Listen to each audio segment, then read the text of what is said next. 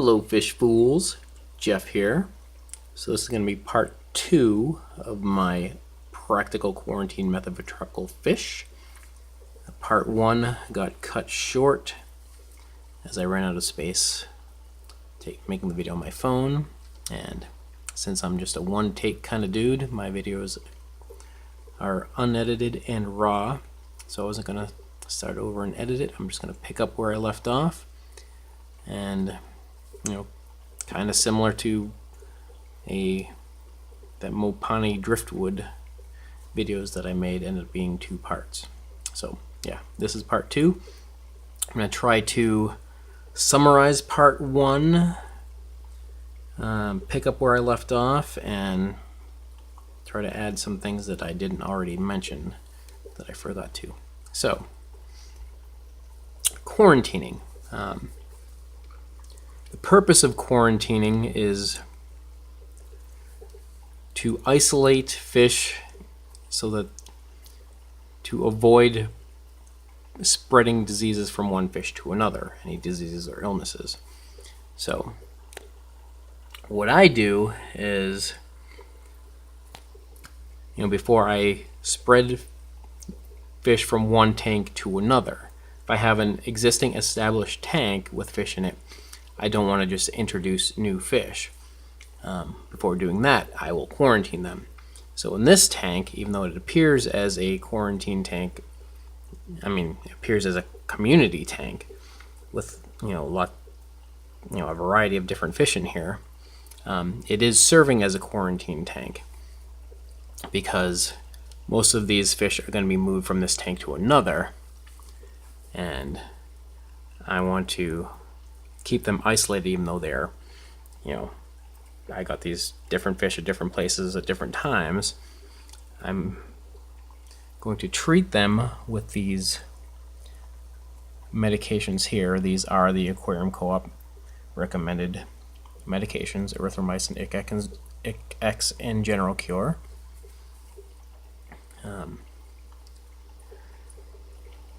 Yeah, so I got these fish all at separate times. I probably would have added these medications sooner and done so before any length of time that diseases could have spread from one fish to another. While I had some fish in here, I'm also observing them. That's part of the quarantine process, is observing the fish. I would have added these, but since I haven't noticed anything, they're all healthy. I would have done it all already, but I kept, I had some fish in mind that I wanted to get, like these Panagaras. I was kind of holding out on adding the medications until I got those, because now all the fish that I want to get, I now do have, so I'm going to add these quarantine medications. And yeah, so I'm going to do that now. And just to reiterate, erythromycin is kind of, treats bacterial diseases. ICX, well, treats ick among other things, but ick is the main thing. And General Cure is mostly serves as a dewormer. And though all these fish do appear healthy, I've had some of them in here for 3 months, and a month later I got some more that have been now in here for 2 months, and the most recent were the Panagaras and some of the guppies that I added, and that Harlequin Rose Bear that I added 2 weeks ago. But so adding these medications is going to be more of precautionary, because I haven't noticed any fungus, I haven't noticed any ick, I haven't noticed anything that would indicate that any of these fish have worms or internal parasites or anything like that. One way to kind of could lead you to believe that they might have it is, observing their poop. If they have nice, regular brown, solid turds, that they're healthy turds. You can notice the difference between healthy turds and if they might be sick. Like it'd be like kind of white and stringy if they might have worms. I've not noticed anything like that, but as precautionary, I'm going to add 1 dose of each of these. If it was anything that was observed beyond that, I would do full treatments as listed on the back and as I mentioned in part 1. But for precautionary reasons, I will do at least 1 dose of each of these before ever introducing them to other tanks, before I move them to other tanks. Like some of these are going to go in my 30-gallon planted live bear community tank. And yeah, so these are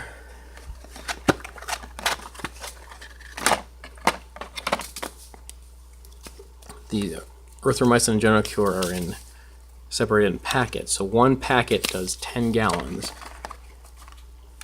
And that's one other thing about quarantines. What I would suggest is just using a 10-gallon tank. There are other how-to videos out there that, probably, a good amount of them would use a 10-gallon tank, but some of them use, I've even seen some using like a plastic totes. And, one, as I emphasized in part 1, is how, doing like using a method that is practical to you. Here I talk about what is practical to me. It could be different for somebody else, but I figure if you're going to just use somebody who's going to use a tote, why not just use a 10-gallon aquarium, like whatever container. I mean, these, you can go to Petco and buy one for $10, the dollar per gallon sale, which I might even be going on right now. It's as opposed to buying a tote that might be, I don't even know how much they cost. Maybe if they're $5, I don't know. I would suggest just doing it paying 10 for a 10-gallon tank. If you don't already have one, you might have one anyway. But if not, if that's your only means is a tote, whatever. You get the point. But for practicality, for me, 1 packet, 10 gallons, 10-gallon aquarium. I have in the past, I mentioned in part 1 that I have used different tanks as quarantine tanks before becoming regular tanks. And one thing I thought was my second quarantine tank, I used a 3-gallon cylinder tank. That was a terrible idea. For one, it just made it so like 1/3 of a packet, just like measure wise. I mean, it's easier to just do 10 gallons, 1 packet, one dose. And that 3-gallon cylinder tank is like rounded, so it kind of made it worse for observation purposes because a round tank kind of distorts the view. I just, and I imagine doing it in a tote, you're not going to get a good view of them, and that's a big part of quarantining is observing them. So yeah, my suggestion, 10-gallon tank. Yeah, so I'm just gonna open the top here. I have some of the packets I already snipped open, so I'm gonna dump this in. It's just powder.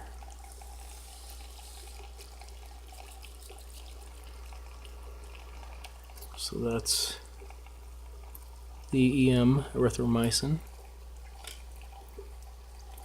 And then this is the general cure. Again, I cut the top here. Pour this in.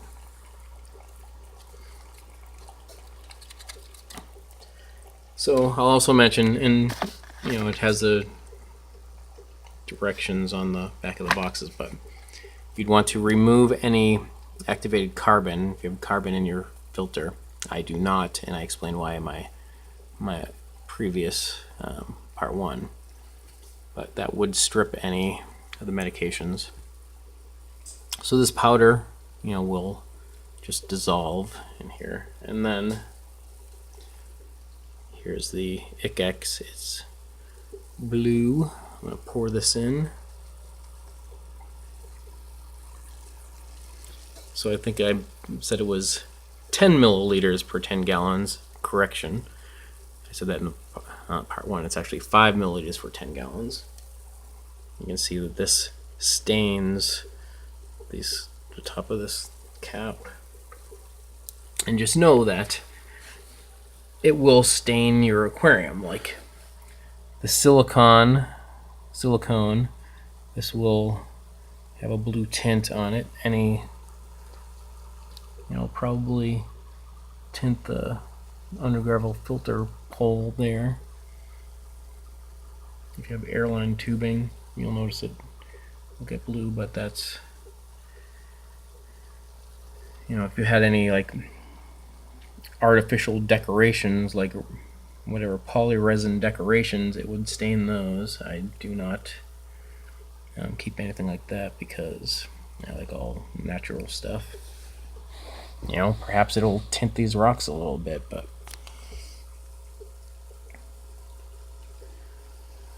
yeah. So, and what I also do is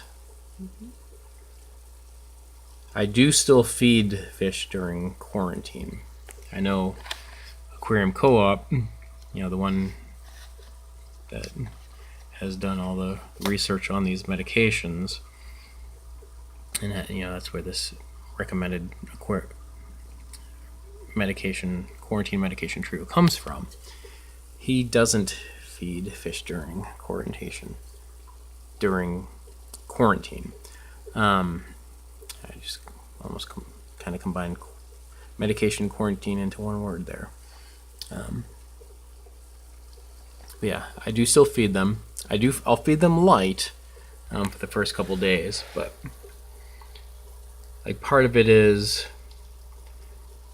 observing fish to see if they're healthy or not is based on their appetite. So see how they would react to medications. Based on my experience, I haven't had any issues, but I would still want to feed them. I feed them light for a couple days.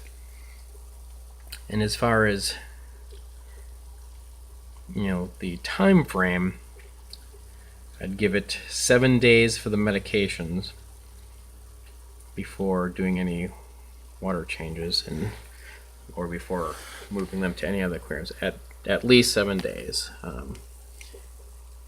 Usually I go well beyond that because I just, things happen and I might plan to have a week go by and then I move them to another tank, but stuff happens anyway, so I'm not in any rush to do it.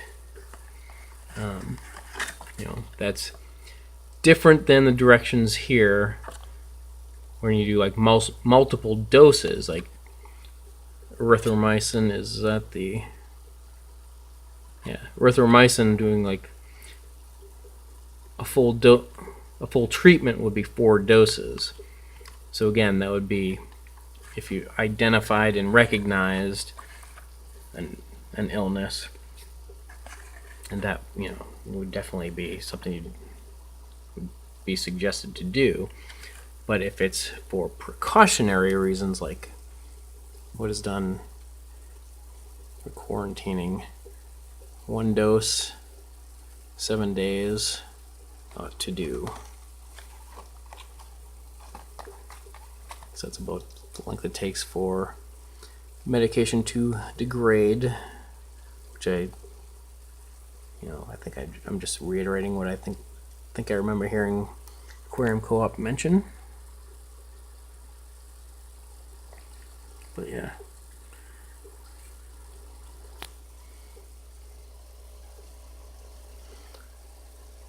So this is just one random aquarium hobbyist's method of quarantining. It's practical for me, maybe a little unconventional based on what I explained in part 1 and part 2. But it's gives me peace of mind also. I know that when I first got fish, I was got back into the hobby, I was thinking, oh, I'm not going to quarantine fish. I'm just going to have a few. But then I kept getting different kinds of fish, more tanks, and moving fish from tank to tank. Even before doing that, I just decided that the more I learned, the more I thought it was a good idea. It's kind of a thing where, I now regularly get flu shots. Is it a certainty that I'll need them? No. I might not, but I feel better knowing that I've had one. There have been years when I didn't get a flu shot and I got sick, and I would rather have, in hindsight, I would have wanted to have gotten a flu shot ahead of time.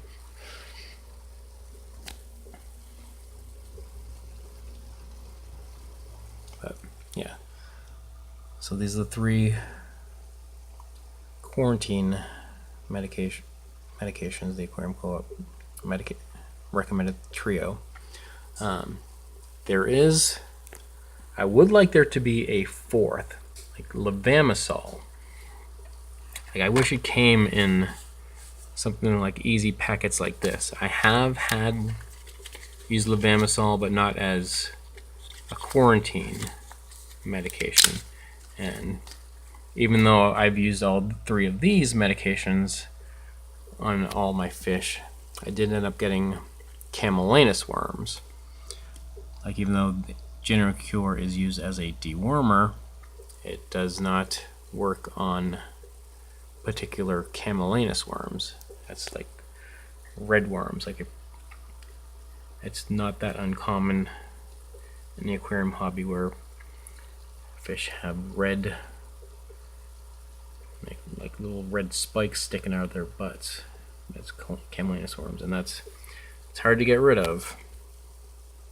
I did end up finding that and doing multiple treatments in a couple of my tanks. One of the tanks had it relatively bad, but at some point down the road, I may incorporate levamisole as part of a precautionary treatment. But when I do that, I'd probably have an established tank with the bare bottom like this up here. Alright, I think that covers about everything. Alright. And remember, I'm Jeff, and I enjoy fishies. Thanks for watching.